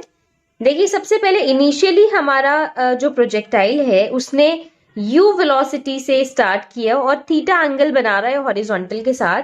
इसका मतलब इस वेलोसिटी के दो कंपोनेंट्स होंगे, एक हॉरिजॉन्टल कंपोनेंट और एक वर्टिकल कंपोनेंट होगा। ये u ने हॉरिजॉन्टल के साथ थीटा एंगल बनाया, दैट इज ये वाला जो कंपोनेंट होगा वो होगा u cos थीटा और ये कंपोनेंट होगा u sin थीटा, ठीक है। अब बात करते हैं हमारे डिस्टेंस की कि हॉरिजॉन्टली हमारे प्रोजेक्टाइल ने कितना डिस्टेंस ट्रैवल किया है। हॉरिजॉन्टल डिस्टेंस, ये x डिस्टेंस इसने कवर किया है। देखिए यहां P पॉइंट पे पहुंचने के बाद x डिस्टेंस, तो जैसा कि हम जानते हैं कि हमारी काइनेमेटिकल इक्वेशन होती है s equal to u t plus half a t square. तो x एक तरह का डिस्प्लेसमेंट या डिस्टेंस है, तो you t plus half a t square. अब देखिए हम यहाँ पर किस चीज में इंटरेस्टेड हैं, इसके x कंपोनेंट में इंटरेस्टेड हैं क्योंकि हम हॉरिजॉन्टल डिस्टेंस की बात कर रहे हैं। तो ux और ax होगा, ux यानी इनिशियल वेलोसिटी का x कंपोनेंट जो कि क्या है u cos थीटा और टाइम कितना लग रहा है t plus half ax, acceleration का x कंपोनेंट, एक्सेलरेशन का x कंपोनेंट जो कि होगा ही नहीं, हमने पढ़ लिया स्टार्टिंग में, वो जीरो होगा। T square x equal to u cos theta into t, यानी कि मैं कह सकती हूँ t equal to x by u cos theta, है ना, इक्वेशन नंबर 1। इसी तरह से मैं बात कर सकती हूँ वर्टिकल डिस्टेंस की कि मेरे ऑब्जेक्ट ने या मेरे प्रोजेक्टाइल ने P पॉइंट पे आने के बाद कितना वर्टिकल डिस्टेंस कवर किया है या कितना वर्टिकल डिस्टेंस ट्रैवल किया है उसने। तो सेम यही काइनेमेटिकल इक्वेशन हम यूज कर सकते हैं, you t plus half a t square, you t plus half a t square. अब यहां पर हम वर्टिकल डिस्टेंस की बात कर रहे हैं, यानी कि हम वर्टिकल कंपोनेंट में इंटरेस्टेड हैं। तो uy और ay, uy मतलब इनिशियल वेलोसिटी का y component, that is u sine theta, और टाइम कितना है t, प्लस हाफ एक्सेलरेशन का y कंपोनेंट। एक्सेलरेशन का y कंपोनेंट यानी एक्सेलरेशन तो जाहिर सी बात है y कंपोनेंट में ही होगा, और ये ऊपर की तरफ जा रहा है, तो acceleration due to gravity that is minus g, ऊपर के डायरेक्शन में जा रहा है इसलिए, और t square u sine theta. t की वैल्यू देखिए हमने फर्स्ट इक्वेशन में क्या अभी कैलकुलेट की है, x by u cos theta, तो यहाँ पे सब्सटीट्यूट कर सकते हैं, और इनफैक्ट ये माइनस हो जाएगा, sorry minus g by 2 t square, t की वैल्यू क्या है x by u cos theta whole square. ठीक है, देखिए यहां से u कैंसिल हो गया, क्या बचा x sine theta by cos theta मतलब tan theta, minus g by 2 x square और u square cos square theta, u square cos square theta. क्या मैं इसको ऐसा लिख सकती हूं, kx minus px square, where यहां पे चाहूं तो मैं लिख दूं where k equal to tan theta and p equal to g by 2 u square cos square theta. छोटा छोटा लिखा है, दिख रहा है ना। तो देखिए ये ऐसा मैंने इसलिए किया ताकि आपको दिखाई दे कि ये एक क्वाड्रेटिक इक्वेशन है, और यही हमें करना था कि अपनी इक्वेशन ऑफ ट्रैजेक्टरी को दिखाना था कि वो एक क्वाड्रेटिक इक्वेशन है, जिससे कि हम ये बता सकें कि हमारा पैराबोलिक पाथ होगा, प्रोजेक्टाइल जो ट्रैजेक्टरी फॉलो कर रहा है वो एक पैराबोलिक पाथ है। तो मैं यहाँ पे लिख देती हूँ y is a quadratic equation, hence trajectory of a projectile is a parabola। ठीक है, आप देखिए time of maximum height, time of maximum height का मतलब वो टाइम जो मैक्सिमम हाइट तक पहुंचने में लगे, मतलब मैक्सिमम जितना वो ऊपर पहुंच सकता है हमारा प्रोजेक्टाइल, उसको वहां मैक्सिमम हाइट तक पहुंचने में कितना टाइम लग रहा है वो कैलकुलेट करेंगे। उसको मान लीजिए कि हमने t m, small t m से रिप्रेजेंट किया है, हमारी मैक्सिमम हाइट जो है वो है एच एम, और जैसा कि हम जानते हैं कि हमारी काइनेमेटिकल इक्वेशन होती है v equal to u plus a t, v equal to u plus a t. अब देखिए हमें कहाँ जाना है, ऊपर जाना है, नीचे से ऊपर, ऊपर की तरफ मैक्सिमम हाइट तक पहुंचना है, यानी हम किस चीज में इंटरेस्टेड हैं, इसके वर्टिकल डिस्टेंस में इंटरेस्टेड है, यानी कि हम बात करेंगे y कंपोनेंट की। इतना समझ में आया, vy। अब मैक्सिमम पॉइंट पे पहुंचने के बाद फाइनल वेलोसिटी क्या होगी हमारे प्रोजेक्टाइल की, डेफिनेटली 0 होगी। इनिशियल वेलोसिटी का y कंपोनेंट क्या है, u sine theta, plus ay यानी कि एक्सेलरेशन का y कंपोनेंट ऊपर की तरफ जा रहा है, दैट इज माइनस g, और टाइम कितना लग रहा है tm, 0 equal to u sign theta minus ji T M, यानी कि मैं कह सकती हूं G T M equal to U sine theta, यानी कि ऐसा कहा जा सकता है T M equal to U sine theta by G, G नीचे आ गया है, ठीक है, डिनोमिनेटर में, इक्वेशन नंबर 1।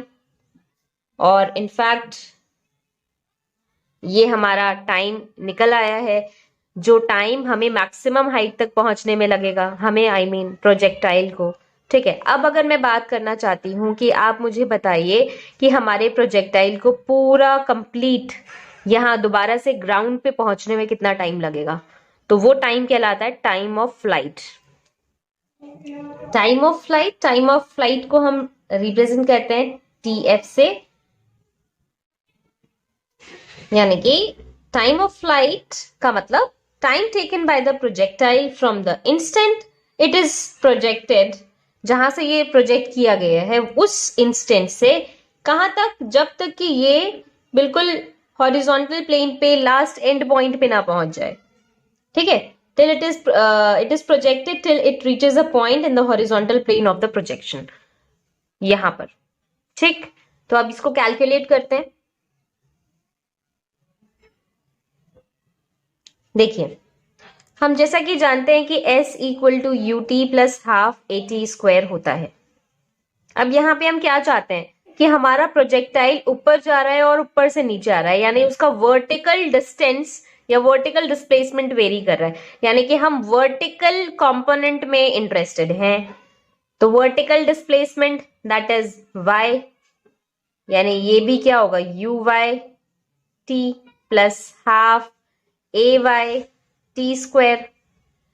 अब देखिए, ये y का मतलब क्या हुआ, वर्टिकल डिस्प्लेसमेंट। अब वर्टिकल डिस्प्लेसमेंट यहाँ इस केस में क्या होगा, इनिशियली भी वो यहाँ 0 से स्टार्ट कर रहा था और फाइनली भी वो वहीं 0 पे पहुंच गया।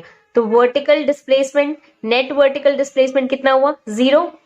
इनिशियल वेलोसिटी का y कंपोनेंट कितना है, u साइन थीटा, और टाइम यानी कि time of flight that is TF, है ना, प्लस हाफ एक्सेलरेशन का y कंपोनेंट ऊपर की तरफ जा रहा है, एक तरफ को मान लेते हैं, minus ji t that is TF square, यानी कि हम ऐसा बोल सकते हैं कि 0 equal to u sign theta into TF minus ji by 2 TF square. तो क्या मैं इसको ऐसे कह सकती हूँ, TF square into g by 2 equal to u sign theta into TF, कुछ भी नहीं किया, बस इसको उठाकर इधर प्लेस कर दिया। अब यहां से TF से एक स्क्वायर कैंसिल हो गया, क्या बचा, TF equal to u sign theta, 2 denominator में था तो 2 उधर जाके न्यूमरेटर में आ जाएगा और g डिनोमिनेटर में पहुंच जाएगा। तो हमारा टाइम ऑफ फ्लाइट निकल आया। देखिए, कायदे से देखा जाए तो जो मैक्सिमम हाइट तक पहुंचने में टाइम लगा, नीचे आने में भी उतना ही टाइम लगेगा, यानी जितना टाइम यहां लग रहा था इसका डबल हमारा टाइम ऑफ फ्लाइट होना चाहिए, और देखिए डबल ही है, दिख रहा है। आई होप कि क्लियर हो गया होगा। Maximum height of a projectile यानी कि HM, कितना मैक्सिमम हाइट होगा हमारे प्रोजेक्टाइल का, कि वो कितना ऊंचा जा सकता है, कैलकुलेट करते हैं। जैसे कि हम जानते हैं कि S equal to UT plus half AT square होता है। अब देखिए, आप एक चीज ऑब्जर्व कर रहे होंगे, हर जगह हम मैक्सिमम जगह पर एक ही फॉर्मूले से स्टार्ट कर रहे हैं, है ना। S equal to UT plus half AT square. अब हमें कहाँ जाना है, ऊपर की तरफ जाना है, मैक्सिमम हाइट, यानी कि हम कौन से कंपोनेंट पे इंटरेस्टेड हैं, y component, that is y, और ये y क्या है, यहाँ पर HM है, UYT plus half AYT square. ये y की जगह मैक्सिमम हाइट हम पुट करेंगे, दैट इज HM।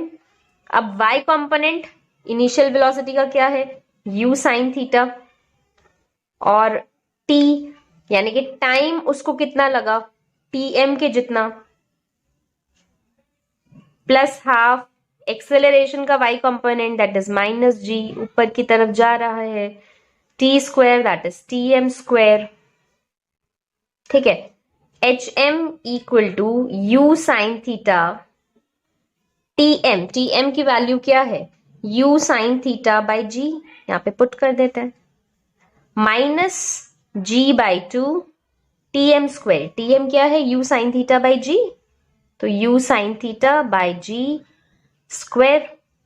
कैलकुलेट करते हैं, अब ये मिक्स ना हो जाए, लाइन बना देते हैं, that is HM equal to u square sine square theta, u square sine square theta multiply हो गया by G, minus G u sine theta by G का whole square, that is u square sine square theta by 2g।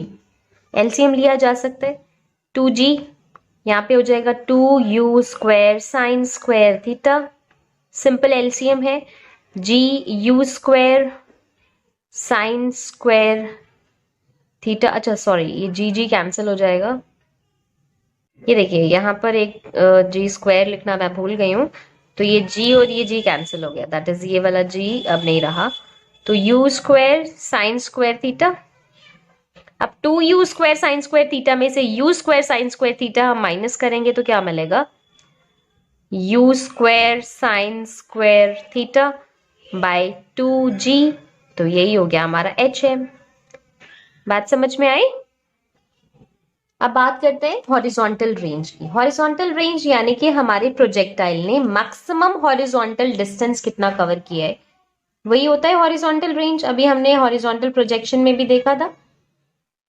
तो अब देखिए हम किस चीज में इंटरेस्टेड है, हॉरिजॉन्टल कंपोनेंट में, क्योंकि हॉरिजॉन्टली उसने कितना ट्रैवल किया, वर्टिकल कितना ऊपर गया कितना नीचे आया इससे कोई मतलब नहीं, हॉरिजॉन्टली उसने कितना डिस्टेंस कवर किया है हमें इस चीज से मतलब है।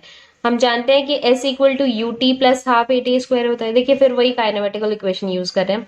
अब यहाँ पर हम हॉरिजॉन्टल डिस्टेंस में इंटरेस्टेड हैं, दैट इज डिस्प्लेसमेंट क्या है R, और U यानी कि UX, और T + ½ A यानी कि AX T²।